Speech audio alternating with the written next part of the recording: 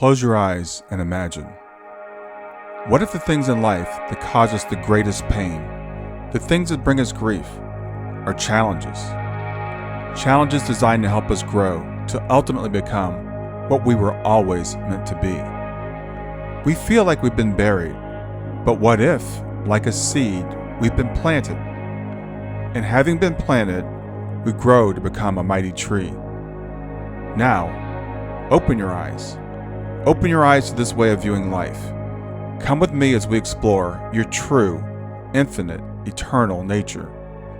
This is Grief to Growth, and I am your host, Brian Smith. Hi, everybody. This is Brian back with another episode of Grief to Growth. And today I'm thrilled to have as my guest Paula Lenz. She's the author of the book Driving into Infinity, Living with My Brother's Spirit. And it's a book that details her extraordinary journey through grief, through spiritual experiences, and personal growth after the loss of her brother Don. Her background includes an extensive career in public relations, marketing, business development, and teaching. She has a Bachelor's of Arts degree from Sam Houston State University. Paula is a well-respected speaker. She's shared her insights at conferences and events for organizations such as the International Association for Near-Death Studies, or IANS, Sam Houston State University, and the University of Houston Clear Lake. Her writings have been featured in publications like the Houston Business Journal, and she's been quoted in newspapers such as the Houston Chronicle and the Dallas Morning News. Her dedication to her work and community has been recognized with numerous accolades, including an induction in Sam Houston State University Wall of Honor for the College of Humanities and Social Sciences, and a certificate of recognition from Texas Governor Greg Abbott. In Driving to Infinity, she recounts her powerful out-of-body experience with her brother's spirit and her visit to infinity, which transformed her consciousness. Through her book, she shares stories of her brother from family and friends, offering a glimpse into his life and providing comfort to those grappling with the loss after a loved one. So today, join me as we welcome Paula to share her incredible story with us. Thank you so much for having me on your show, Brian. It's wonderful to be here. I really appreciate you being here. As you may be aware, my audience is a lot of people who have suffered, loss. And I know you, and I'm sorry for the loss of your brother Don, but I know you had an incredible experience around his passing. So if you would tell me about your experience. Well, let me just say, first of all, in 2017 is when I finally actually decided to share my story with the world about living with my brother's spirit by, publishing my book, Driving into Infinity, Living with My Brother's Spirit. I felt compelled to finally write this book in 2017 as a way to reach out to others who experienced the same kind of loss as our family did.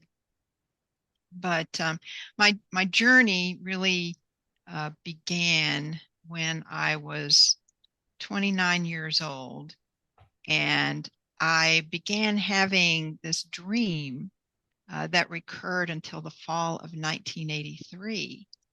And this dream was always the same.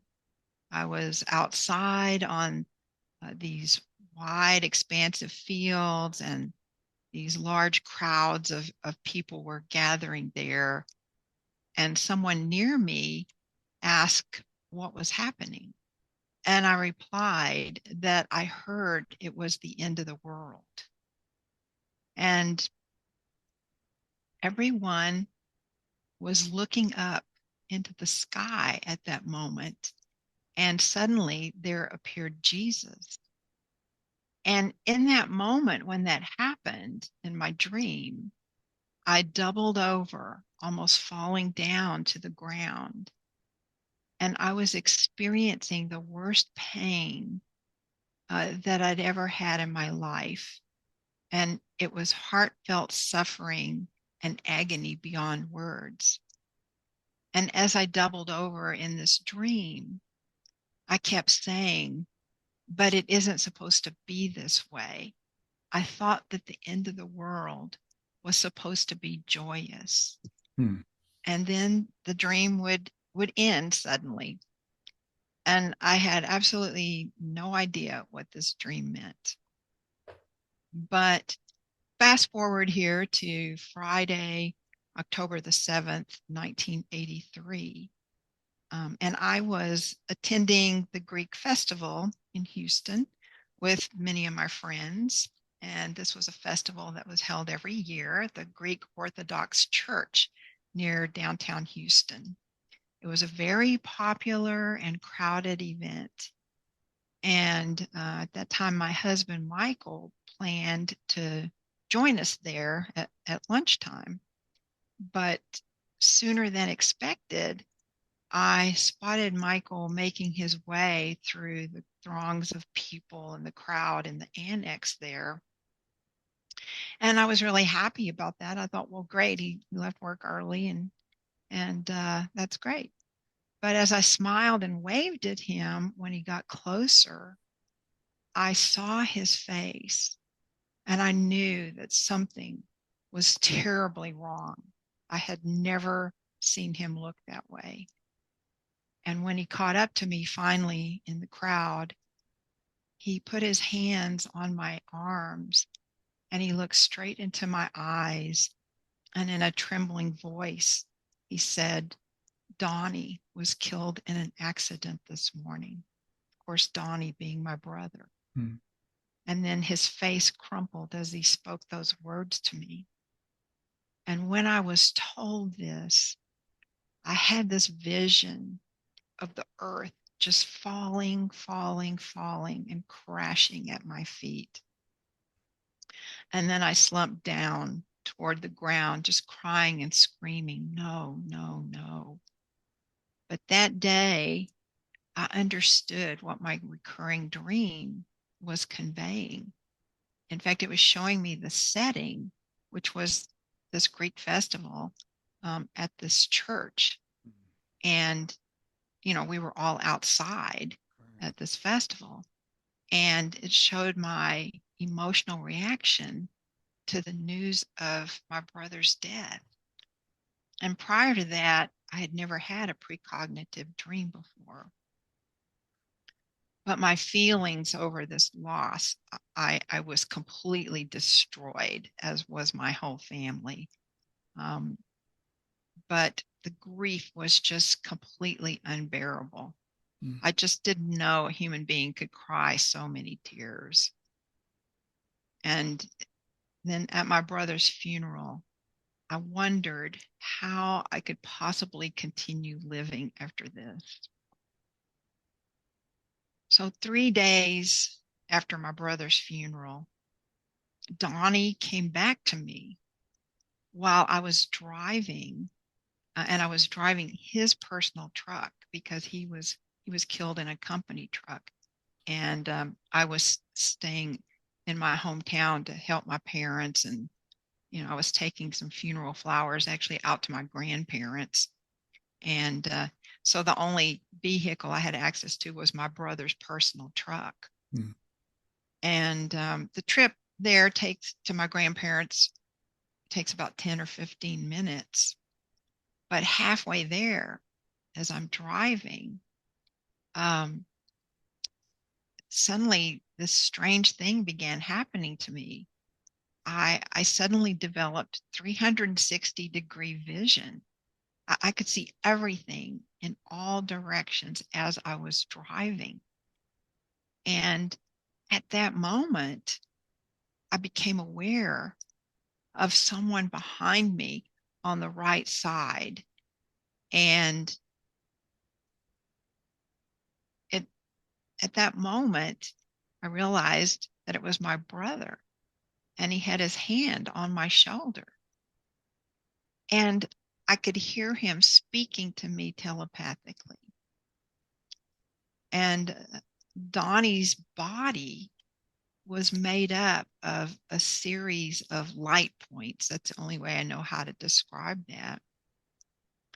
And it actually reminded me of, on the old Star Trek series when people were transported away, they had all these light points that they were made up of. But my brother told me not to be sad, that he was happy, and most of all, he wanted me to know a little bit of what life was like for him now.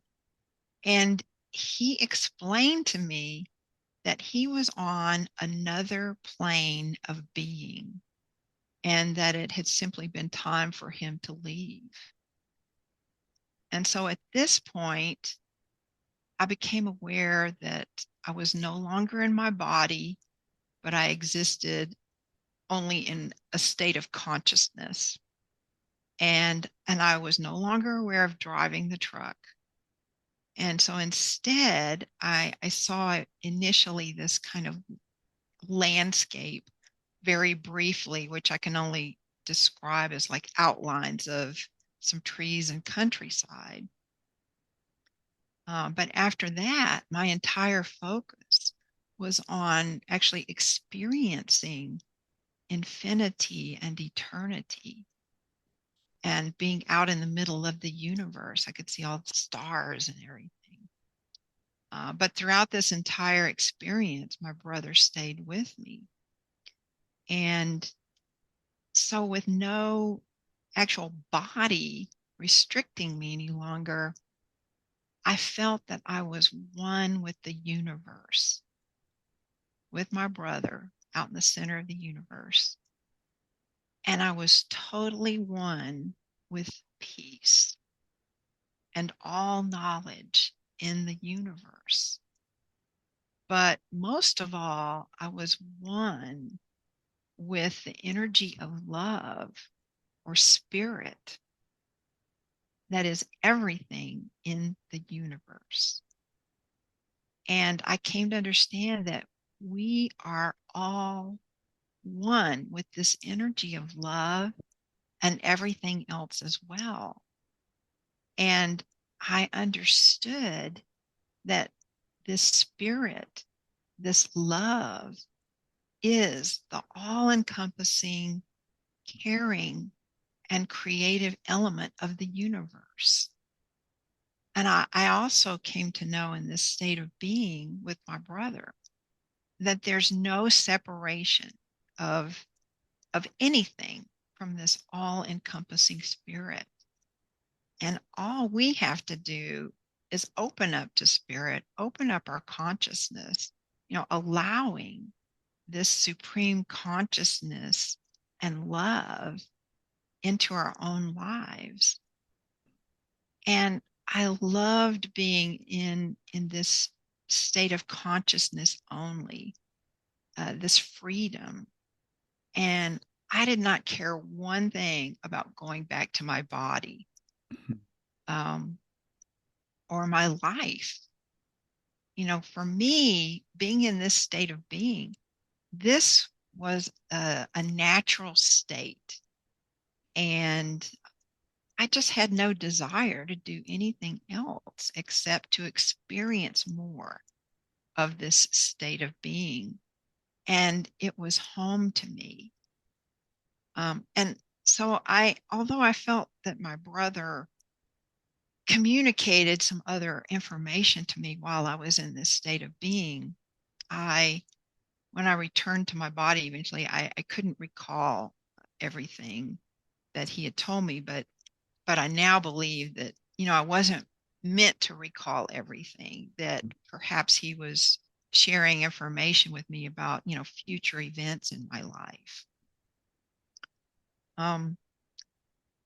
But as I desired to be deeper into this experience, I found myself just suddenly whooshing away very rapidly.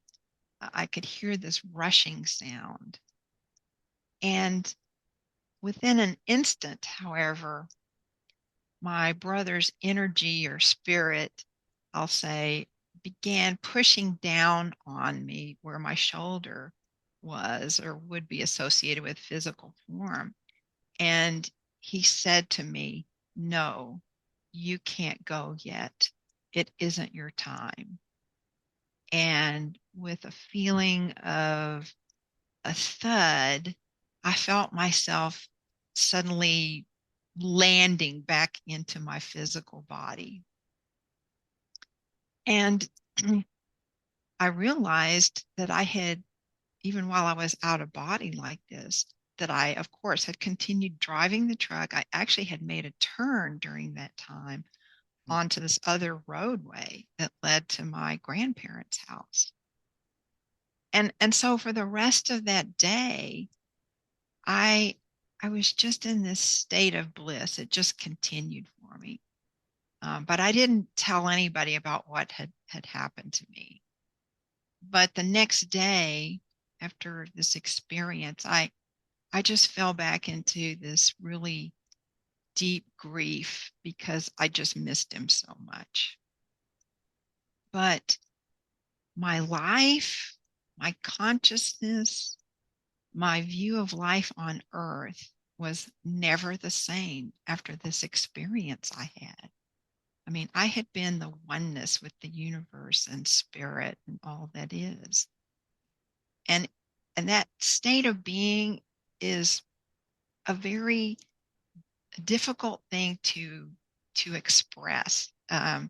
Even though I say words to describe it, it seems so inadequate to to really explaining how being the oneness with spirit and the universe actually is.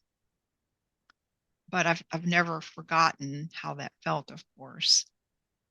Um, so as time went on, there were a variety of after death communications and other strange events that that I experienced, which was other outreach by my brother. And one of the things that happened was one time at my house, I was coming out of the bedroom and I could see into the living room. And for just an instant, I saw my brother in there. He was at our stereo cabinet looking in it, which, he had lived with us one summer, and that was the kind of stuff he did. He played, albums and all of this. Um, but it was just a brief instant. Another thing that would happen is when I'd come home from work, I would find that in our dining room, this one chair would be pulled out. And that particular chair was the one that he sat in when he stayed with us that one summer. And he and my husband would get in there and play this crazy football game, electric football game. And it was always the same chair that was pulled out again where he had sat. And I asked my husband at that time, I said, "Are you going in the dining room and sitting down in this chair or something?" He goes, "No, I hardly ever go in there." But then I knew that, it was my brother. It was just a sign from him. And another time, now this time my husband was in the same room as this happened. And we were just sitting there watching TV. We had this small room where we was the TV watching room. And there were these two bookcases in there. And all of a sudden, this video came flying out from one of those bookcases from the topmost shelf and landed on the floor right at our feet. And my husband was right there. And we both looked at each other like, what just happened here? Um, Also, one time when I came home from work, we had this small built in bookcase that was in the hallway. And when I came home one day, this this book had it was on the floor, but you could tell it had flown across the hallway. And so I went to pick up this book. Again, it came from the bottommost shelf. It wasn't a high shelf at all. It was from the bottom. And so it just flew directly across to the other side. Mm. And when I picked up the book and looked at it, it was this old leftover volume from an encyclopedia set. And the volume of that particular book was D, which my brother's name was Don. Mm. And another time I came home from work, I and started down the hallway toward the bedroom there. And I just stopped in my tracks because a chair had been placed in the doorway leading into the bedroom. A chair that was at our desk, normally at the desk in that bedroom. And I actually thought someone was in the house. I got scared and I ran back out the front door and just left the front door open and was standing out in the yard for a while. And I finally decided, okay, well, there's no one in there. So I returned and moved the chair back to the desk. Um, but, my husband and I weren't the only ones who were experiencing things like this. I mean, my dad and his wife, they would hear their microwave buttons going off sometimes in the middle of the night. And the thing of it was, my brother used to go over there to their house and eat dinner with them all the time and that kind of thing. And he would heat up food sometimes for himself when he would come over there, heat up food in the microwave. And then my mother had a dream, and she said she knew that this was Donnie that came to her, but he came to her in the form of a deer. And this deer walked up to my mother, and she knew it was Donnie. And she told him, she said, "Son, you need to come back to me right now." And the deer said, "Mama, I can't come home." And she asked him again to come home, and he said he could not. And she said, then the deer turned and walked away and was gone. And so another thing that happened was, I believe that I received guidance from Donnie about this incident, but because this was about 3 months after my brother's death, and we had gone to my dad's house for Christmas, and for some reason I got up. It was probably um, it wasn't quite the middle of the night. It was I think early evening, but everyone had gone to bed. And in fact, my dad and his wife had been ill, and we had gone ahead up there for Christmas. But what happened was, as it turned out, there was carbon monoxide leaking into the house, which none of us knew. But I had crawled down the hallway literally to get to the phone there. This was way back when, before we had cell phones and things. And I called my sister and I said, "I don't know what's happening here, but I said, there's something wrong in this house. I need you to come over here and help me open the door."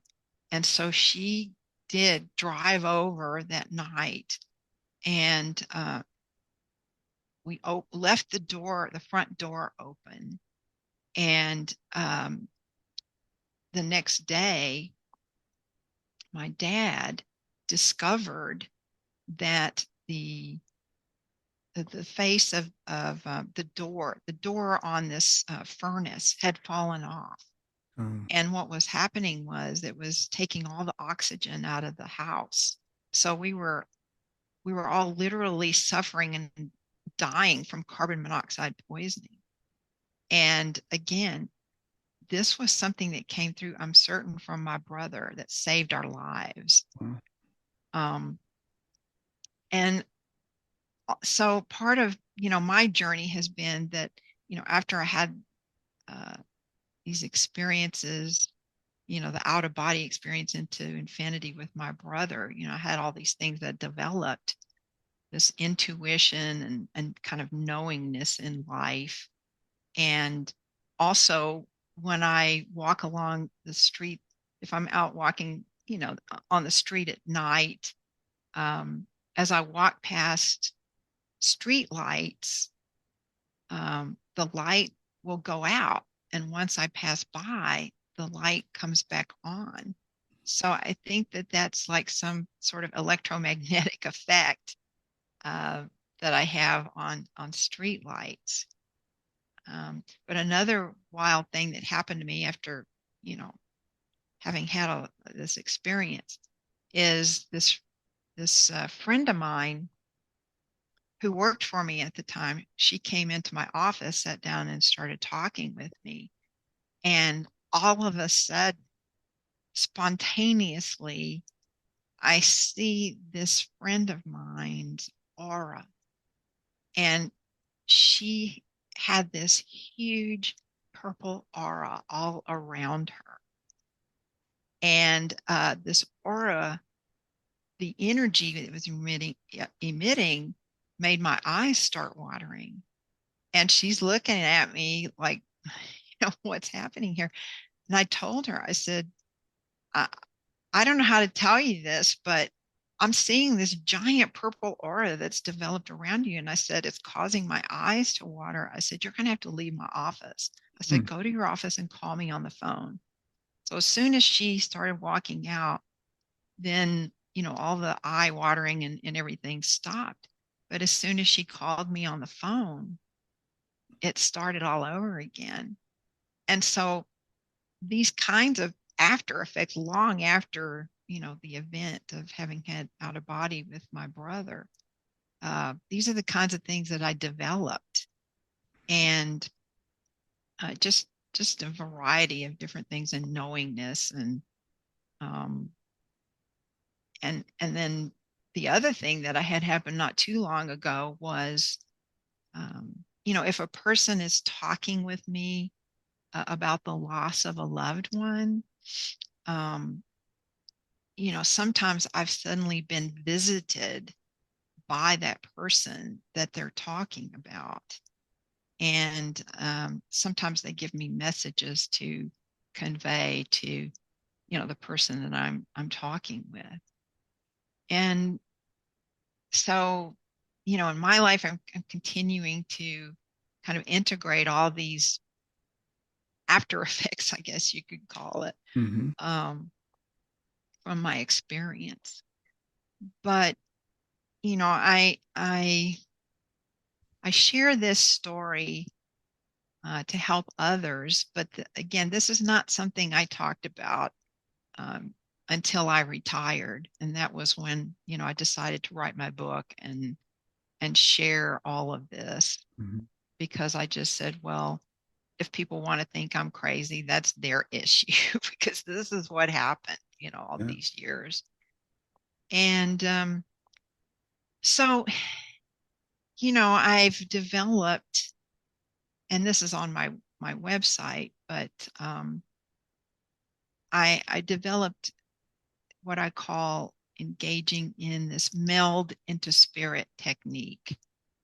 And this is a visualization that is meant to be done with your eyes open rather than going into a meditative kind of state.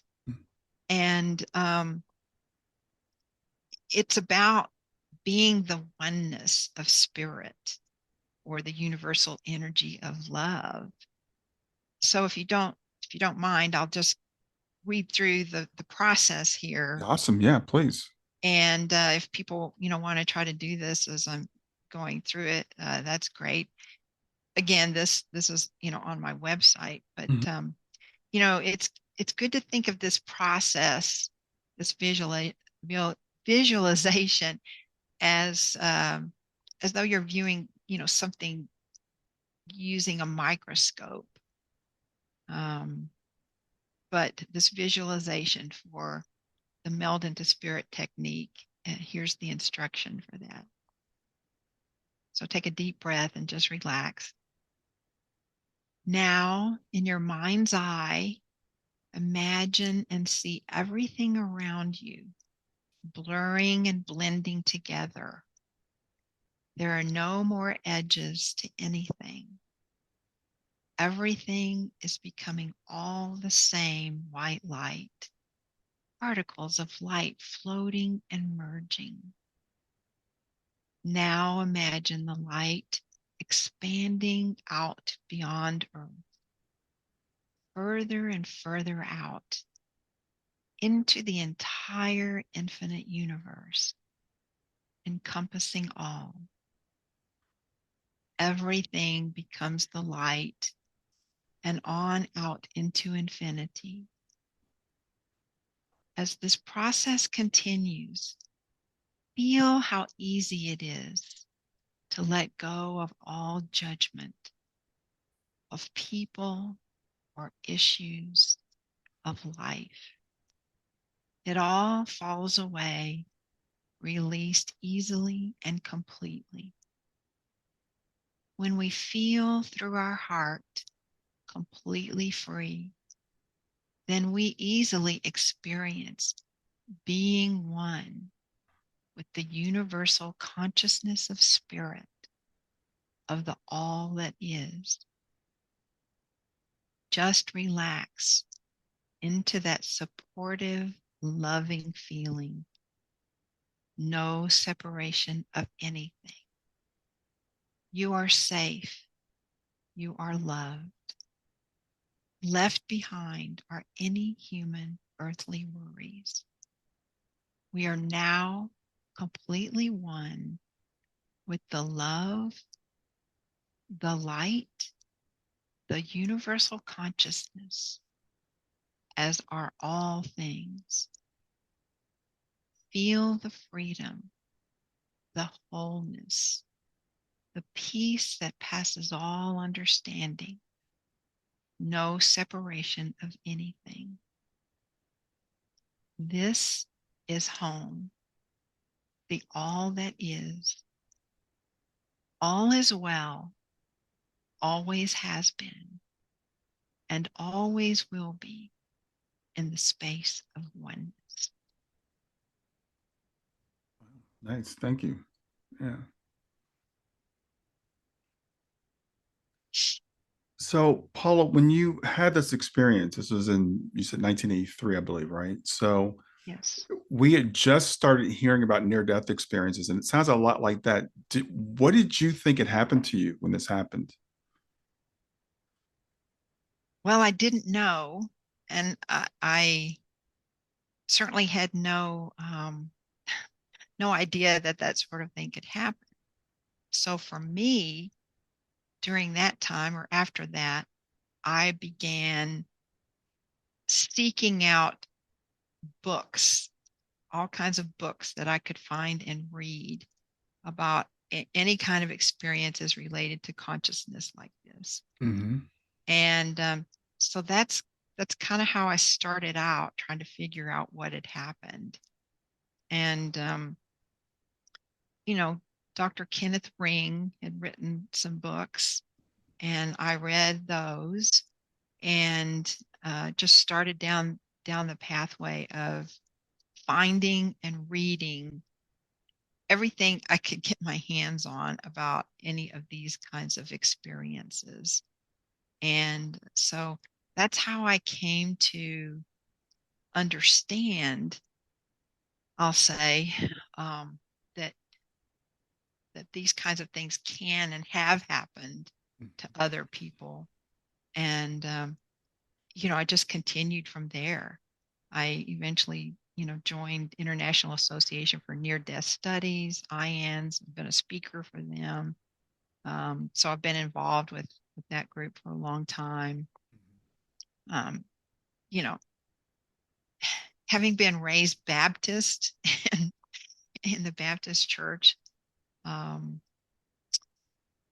I just didn't know what to think. But it's good that Dr. Ring's book, really helped me. Sure. And I've continued through the years to continue to seek information about all different kinds of experiences like that. Mm-hmm. And then, of course, being involved with, like I said, IANs, you actually meet and talk with people who have had a whole variety of different types of experiences, some like mine and some that are, quite different. Mm-hmm. But it was, I just didn't have any idea what had happened to me in the beginning. It was just like, what just happened to me? Yeah, I would imagine it must have been pretty lonely those first several years because there's probably no language for it, and even when the language came out about near death experiences, shared death experiences, are still most people don't know about those. Right, exactly. So yeah, it was it was just I didn't exactly know how to take what had happened to me, Mm-hmm. but I didn't think that there was anything wrong with me. I can tell you that because it's like, this this actually happened to me. This is not something I've just made up. And then the other thing too was just in light of all of um, the kinds of things that happened in my house, seeing my brother in my living room, all of these things contributed to the fact that definitely something had changed, something was different, and that these things can happen. Mm-hmm. Um, like with the chair being pulled out in our dining room all the time and stuff, coming flying out. And some people have asked me, well, do you think your brother's an earthbound ghost?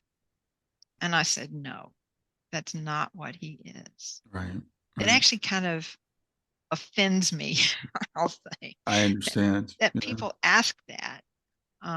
Like he's just a lost soul wandering the earth. It's a disturbing image, and it's disturbing when they ask that. But Mhm. I get that um, that people, uh, depending on their faith and where they are in life, they may not believe in any of this kind of stuff. So, Sure. I just try to let it go and just explain what I know. So, in terms of your faith, being raised Baptist and having this experience, and you knew it was real, so you didn't think, okay, there's something wrong with me. I'm having a break. You're just like, I know this is real. How did you reconcile that with your Baptist faith? Well, I could really no longer go to Baptist church. um, so, I lived in Houston at that time, Mm-hmm. and I ended up going to the Unity Church of Christianity in Houston, Mm-hmm. which um, is just a much broader approach to, I'll just say, not so much religion, but spirituality.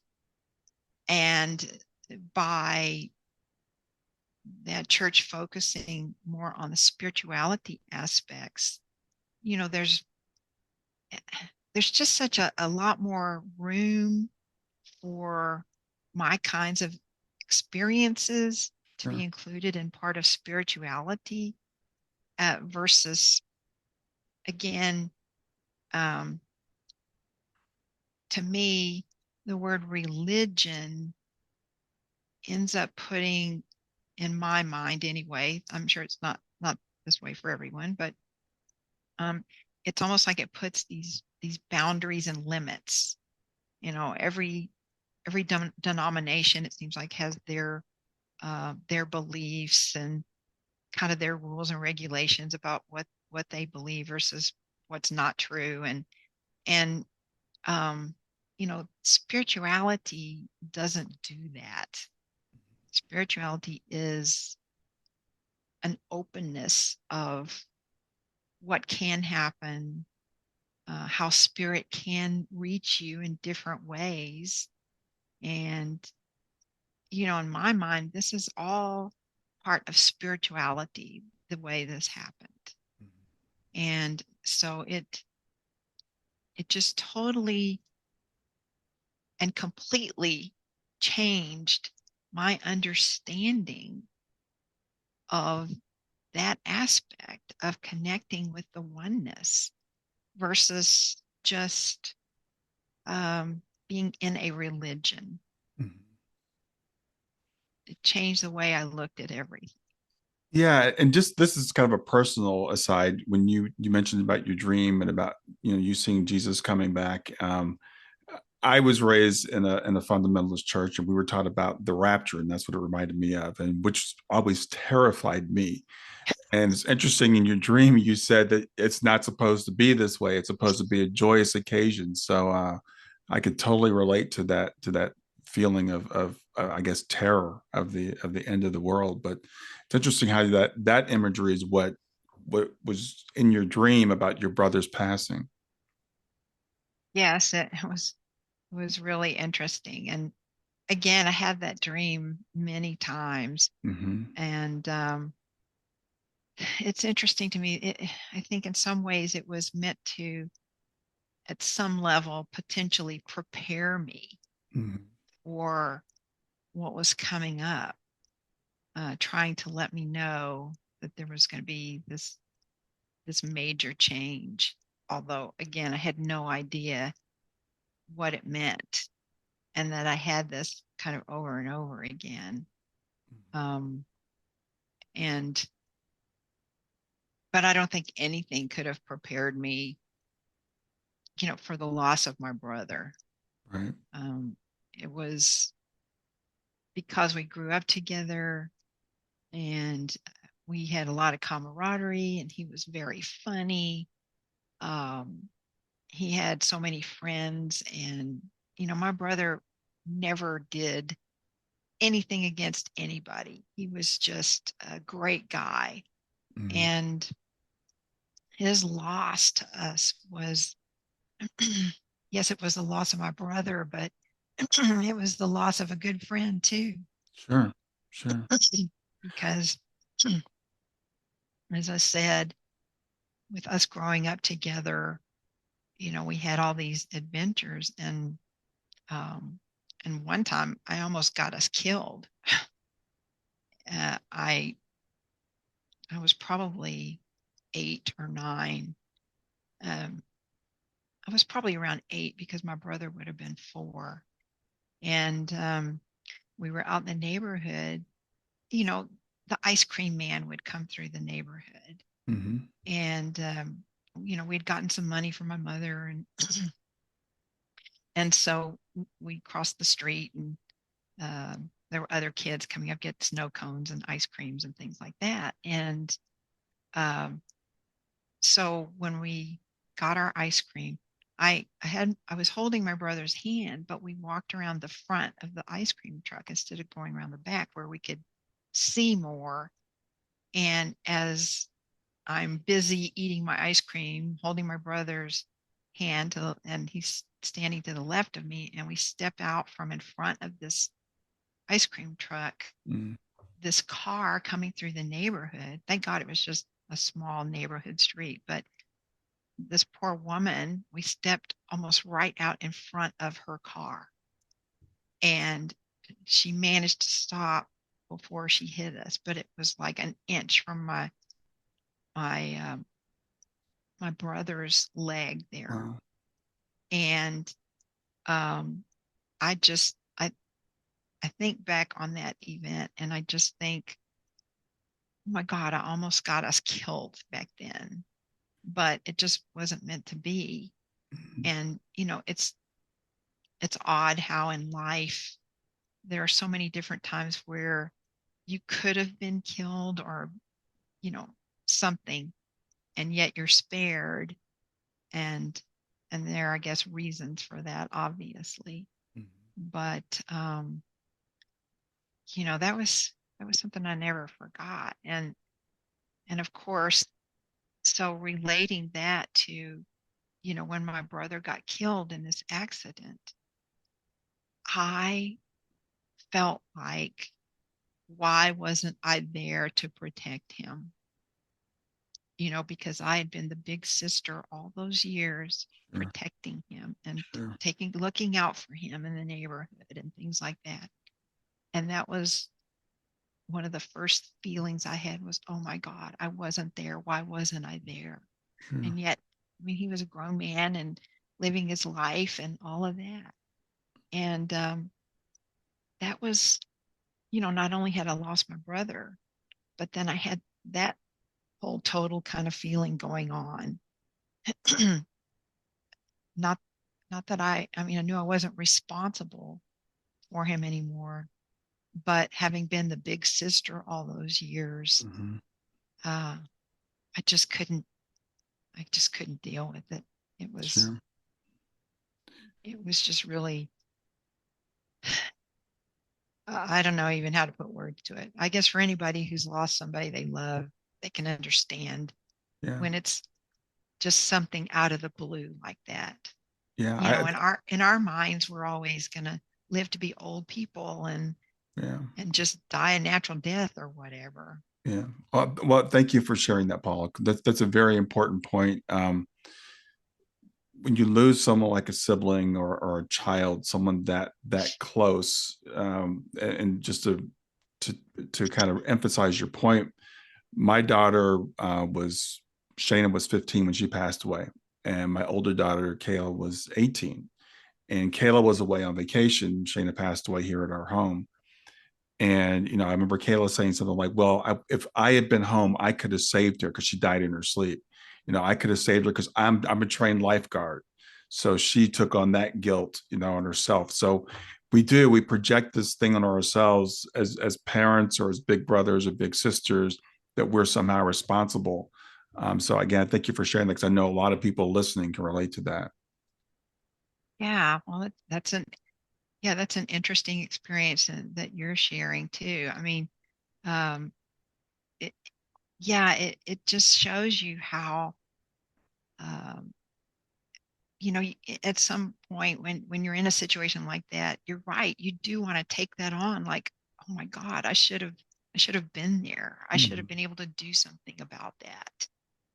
And it's a terrible feeling. I mean, on top of losing that person, Right. then you feel, um, what comes to the forefront are these lifelong feelings and notions about your relationship with that other person. Mhm. And especially if you're the oldest or whatever, it's like, for whatever reason, you just can't grasp that you weren't there to see that that didn't happen.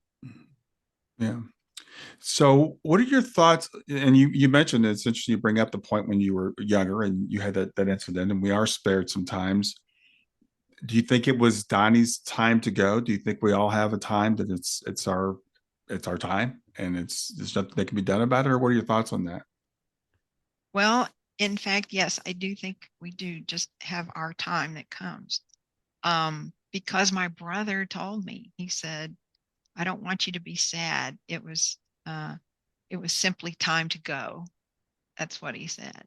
Mhm. And um, so, you know, him saying that, of course, I hear the words, but it's not like I was able to just totally believe that and just say, oh, okay, well, okay, yeah, I accept that.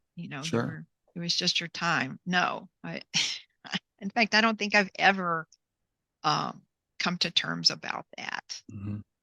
There'll never be a point, I don't think, where I just say, oh, okay, yeah, it was just your time to go. There's just something, I mean, can't accept that.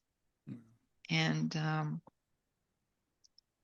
and maybe that's part of the reason he's reached out to me, all these years. Of course, being brother and sister and all of that. Maybe it's just a reassurance Mhm. to me, for me, to let me know, hey, don't worry about me. I'm still around here. And I mean, again, not that he's an earthbound ghost. He just kind of checks in here and there. Mhm. And and and I appreciate that, because I know when something's happened that it's related to him. Yeah. And it's just like I said, I have these bookcases in here, and one day I'm in here, it's all quiet. I know he's in the house, and all of a sudden this book flies out of the topmost shelf and heading toward the window. and, I, and I jump about a foot because I'm right here at my desk. Yeah. And I just said, cut it out, Donnie. I know that's you. I mean, that's okay. Um, he just checks in here and there. And Yeah. that's such a type of prank that we would hold on each other. Yeah. So these things are still happening with you and Donnie. Yeah, off and on here and there.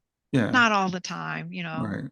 but there are things that happen then, and I know it's him. But um, yeah, he's where he's supposed to be. But you know, Yeah. Well, there is the balance, I guess, of knowing that they're okay and knowing that they were supposed to be, but we still miss them. I still miss my daughter. It's been 8 years for me. It's almost yeah, 8 years, so 8 years in June. So we still miss them. We still, that human part of us, the physical part of us, we want to have that physicality.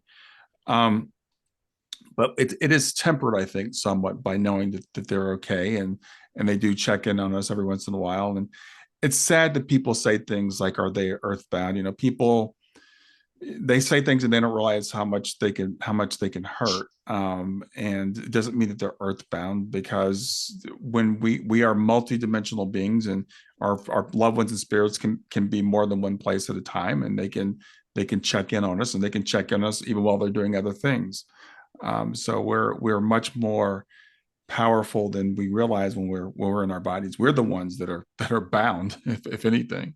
yes, and yeah, and I appreciate you saying all that because um, I think people do um, want to be judgmental, I'll say, towards people who believe or relate incidents, I'll say, of things that have happened that we believe, come from the ones we've loved and who are deceased.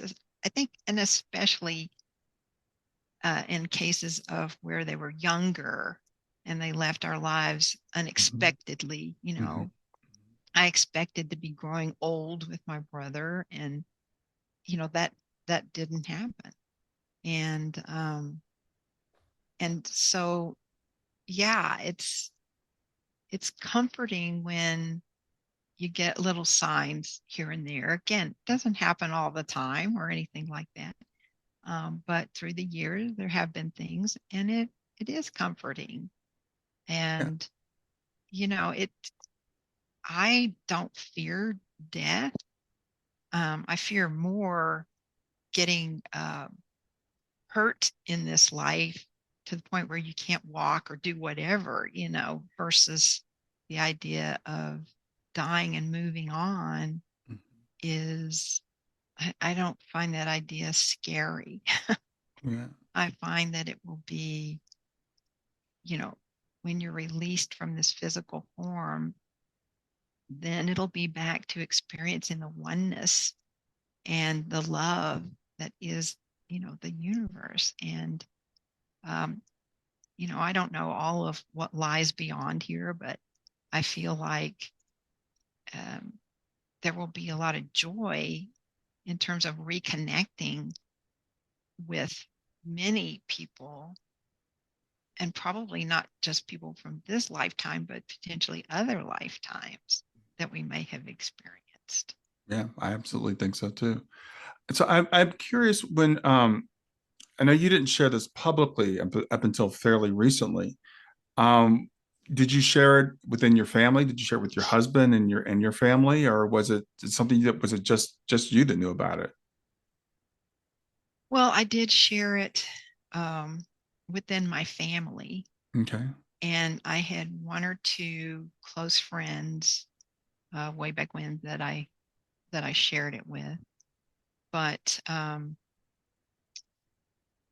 pretty much, I did not talk about that with people. I Hmm. mean, I was in the world of business my whole career, Right. Right. and I dealt with a lot of people and lots of projects and things of that nature. And so I just didn't go there Hmm. about what I had experienced. And so when I retired in 2016, I just I just came to the conclusion, you know what? It's time that I share my story with people. And that's when I sat down and wrote the book. And once I got it published, then I began speaking about it. And I just said to myself, it doesn't matter to me what people think at this stage of the game. they can either believe it or not believe it. And, and I do speaking about that, as I said before. Mm-hmm. And I just, I don't worry about it. And I will say this, when I finished my book and I got it published and I started speaking to people about it, it was like for the first time in my life, I felt authentic as a person and whole, because sharing this side of my life, um, and these experiences, that's what it did for me. It made me, I was embracing myself as the person I am totally, not just this businesswoman side, dealing with people that way, but for the first time, just being out there with the full story about what happened to me and with my brother. And the whole idea being, this is a way to help other people who've lost people they love. And it was so freeing for me. It was an amazing feeling. I mean, it is an amazing feeling. But when it started happening after the book was out and I was speaking about it, I suddenly realized all this. And I'm like, wow, I'm really free here now in terms of who I am. I'm embracing all parts of who I am and um, speaking my truth, and people can accept it or not accept it. But it doesn't bother me. They Yeah. can think what they want. But it was definitely a change for me in feeling, as I say, now I'm authentic in who I am. So I'm curious, how have the responses been for people that have known you for a long time? I mean, has anyone said, Paul, I've known you for 40 years and I've never heard this story? Well, even business colleagues from Houston and all of that, a lot of them have read my book. And, I haven't had any negative feedback or repercussions or anything. People, I Mm-hmm. think, are just amazed by it. And, some people have thanked me for sharing that. And then some of these, same business colleagues and so on, it's let them share some experiences that they've had. Yeah. So in the end, it's all been positive and good. I've never had any kind of negative feedback from anyone. So I think it's very natural, the fear that you had. I think we all have that. We all want to, be seen as normal. We don't want to be seen as woo woo. And it's funny because I've been studying this afterlife stuff for quite a while, but I guess I didn't talk about it an awful lot until my daughter passed away. But what I realized is once I started sharing things with people, they started sharing things with me. And some of these people I'd known for 20 plus years, and suddenly they're telling me stories about dreams they'd had that were premonitions and visits from the grandmother the night their grandmother died and things of that nature. And I'm like, well, I've known you for 20 years. And I've never heard that. So we all hold these things inside, scared to tell to everybody else because we all think they're going to think we're crazy. that is a great point. Yeah. Um, and and that's true. I have had other people share Mm-hmm. information with me, but your point is exactly right. It's it's just we think there'll be all these repercussions and everything, and but at some point it's just like, you know, I don't care what people think. It's like you can either believe this or not, but this is my story and this is what happened. Mm-hmm. And it's freeing, just like I said. I don't have to hide anymore about stuff. And yeah, thanks for sharing that. Yeah, well, there's a lot of fear around it for many reasons. We feel like people are going to think we're crazy. For some extent, people are going to think they're going to judge us. Hmm. People do have certain beliefs, like for example, the dead sleep. The dead don't know anything, so therefore, Right. it couldn't be your brother that can't just come back to you, and that's based, in my opinion, on misinterpretation of usually the Bible. um, but we know through experiences like yours and people that have had NDEs that when we quote die, we're very much alive, and we do still care about our loved ones. People do still visit us and show us signs, and they're, in some ways connected. Doesn't mean that they're stuck. Doesn't mean that they're, they haven't gone to the light, all those types of things. So I appreciate you sharing your story, because I think it's going to be very encouraging to a lot of people to know that our loved ones are still around, still care about us, and that, the experience that you had, that, even all these years later, the impact that it's had on you. Well, I appreciate you inviting me to be on your show, because I do feel that, um, I have an important message along those lines, Hmm. as do lots of other people now in sharing their stories. And and again, it's a wonderful, freeing kind of feeling, from really being able to share it. And really, the goal is to help other people who, if they haven't already had a loss in their family, at some point when they do potentially experience something like that, it's like, well, hopefully the message heard here today will be encouraging to them that, you know, they're still alive, they're still uh, potentially, they can reach out to you and let you know they're okay. Yeah. So, Paula, remind people again of the name of your book. I want to make sure everybody gets that. And if people want to contact you, I assume they can contact you through your website. Yes, I do have a website. It's, www.paulalenz.author.com. That'll take them to my website. And, there's additional information there. I think you can actually buy the book through there. But, and I've got some blog posts and things of that nature. Um, so, yeah, it's all good. All right. And just to let everyone remember, the name of the book is Driving into Infinity, Living with My Brother's Spirit. And Paula is Paula, and it's Lenz, Lenz. That'll be in the show notes. I just like to say it because sometimes people don't look at the show notes, and it'll make sure people can find you. So, Oh, Paula, yeah. thank you so much for doing this, and thank you for sharing your story. Thank you for sharing Donnie. I know Donnie is still with us, and sometimes we think, okay, once they've been gone for so long, they've forgotten about us. But time is different on the other side, from what I understand, and they're still involved in our lives. Yeah. Yeah. So true. In a good way. Yeah. Well, have a great rest of your day, Paula. Thanks for being here. Thank you so much, Brian. Really appreciate it. I'm excited to announce I have a great new resource. It's called GEMS, 4 Steps to Move from Grief to Joy. And what it is, it's 4 things that I've found that I do on a daily basis to help me to navigate my grief. And I'm offering it to you free of charge. It's a free download.